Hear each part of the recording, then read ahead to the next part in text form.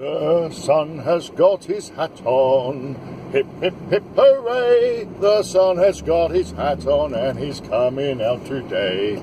YouTubers, it's officially the first day of spring. Not by calendar, but just by temperature. It's hit 17. A few weeks back it was snowing, and now I've just broken out the first sweat of the season. 17. What's that converting in old money? 1734, about mid-60s. If you're old enough to remember that, or you're American, Canadian, Australian, Kiwi, whatever. But the bottom line is the grass is growing, and I'm actually keeping up to a schedule, and so are the other guys, which is good news. Couldn't have come sooner, because that was the worst start of the season since I've been doing this for a living. And it just goes to show that when you put money by and you save for winter, if that's what you guys do, some do, some don't, and I know some of you work through the winter. I prefer to try and engineer a few months off if I can, but you've got to basically save more than what you think you need, because you just don't know what's around that corner.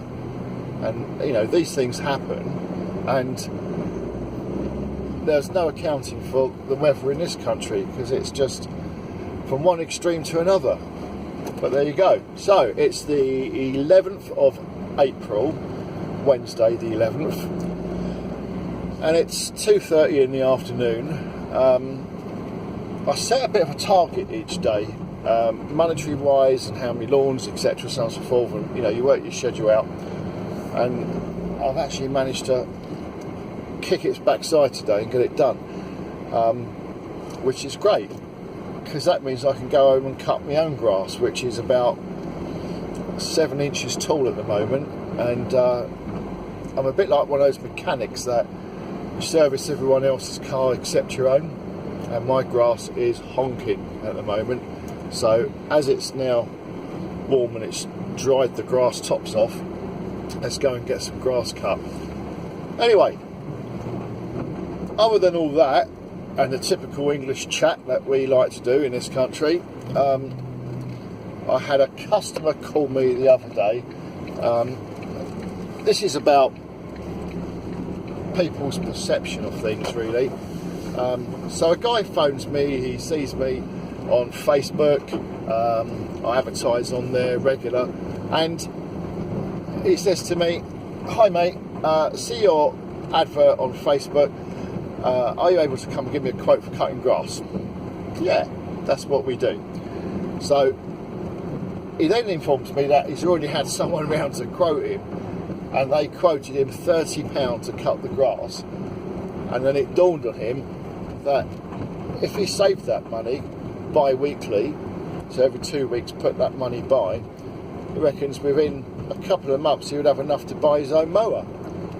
So straight away my shutter's come down, and I can't mess about with people like that. So I said to him, well, do that then, cut your own grass. I'm just not interested in people that have that kind of mentality where they generally, and whether they actually realise what they're saying, but the bottom line is, it's a complete and utter disrespect for you wanting to earn a living. And I don't want customers like that. It's as if to say, well, you know, come and cut my grass, but if it's going to mean that you're going to earn out of that, then, well, forget it. No, I don't want it done. And if it means that it's going to cost me more than what a mower is going to cost over a certain given length of time, no, don't do it. I don't want my grass cut for £30. Crazy. What do you mean crazy? You just don't want customers that are going to run those sort of comparisons through their head, because that sort of mentality is going to just keep chasing you if you deal with people like that. And there's enough good business out there and enough decent people out there, trust me, to not want to deal with people like that. So he asked me if I'd come and do a quote, and I said, look, text me your address and I'll pop round. And guess what? He didn't even do that. So that saved me a visit for no reason whatsoever that I wanted to. I didn't want to do it, basically, not after that. So I suppose what you learn from these things, you're in business, you're trying to build your customer base, and someone phones you, it's then what you call a potential customer, a prospective. And you can get all too excited about that, and you can sometimes bend over a little bit more than what your body's designed to do to try and meet and accommodate people. But you've got to stay true to yourself. And if you don't want that sort of business, then don't do that sort of business. I'll give you another example. I was also contacted by a lady who looks after a holiday home, and she said to me on the phone, she said there's an old man, bless him, that's retired from looking after the garden, and I wondered if you would be able to give me a quote to go in there twice a month and cut the grass and look after the hedges and the borders and what have you. Well, one, I don't get involved with weeding. I just basically look after lawns, do lawn care, I do shrubs and hedges, etc. But I don't get into really any other aspects.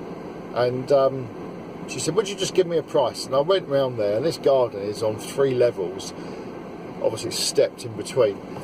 So the first major task is trying to get a lawnmower up there, and you're going to bash your mower about, and these are really deep steps as well, so it's not even like you can put a plank down there to get your mower up. You physically need to lift your mower up the steps, and there's no way I'm lifting a Hayter 56. It's just, you know, back-breaking. So I looked at that, and I actually realised what I was doing. I was looking at it thinking, well, yeah, it could be done. I could maybe take my hover mower in there, and that's not so hard, that's a little bit lighter to carry, but obviously it doesn't collect the grass, so it's not going to do such a good job on the lawn. And you kind of try and, in your mind, you realise after a while that you're trying to bend things to fit, and it's just not the way to do it. You just want to make sure that the jobs that you do are the ones that you can do a good job on. So I phoned the lady and I said to her, it's not for me. And I gave her a couple of recommendations of people that would be interested in maybe doing that garden. And yeah, it's about building really what you want to do. And I started off five years ago taking on every single job just to fill the diary, which, and don't misunderstand what I'm saying here, because you have to do that. You need to earn an income. You need an income, obviously, to pay the bills. You need to earn a living. So you've got to just take on every single job that you can, because that job is going to pay you a wage. And then once you've got yourself up and running and you're building your customer base, and you've got the numbers that are now meeting your bills, if you like. So if you've got just grass jobs and you look at those and they are going to pay the bills, but maybe they're not going to give you any savings for the winter, so you then look at it and you say, I need to build a few more grass jobs before I drop maybe the other jobs that I don't really want to particularly carry on with. And that's what I did, and I just built it until a time when you say, right, and now I'm going to sever the other jobs that I don't want. And that in itself is a very strange feeling as well, because you feel like you've got to be a bit brave to sever your jobs that you don't want to really do, because you effectively you are just reducing your income. But you've got to believe in yourself, you've got to be true to yourself, and you've got to say, that's the jobs I want, that's the jobs I don't want. The jobs that I have will fund everything that I need financially, and then I'm going to build on top of that. And that's what I did, and I haven't looked back. But I still fall into the trap when I go and quote things and I think, oh, should I just do this? No. And I realise I'm doing it, and then I stop myself, and then I say, no, you've got to carry on with your game plan. But there we go. So, hey, I'm going to go and get some grass cut at home. I'm in my driveway, and I'll chat with you guys very soon. Cheers.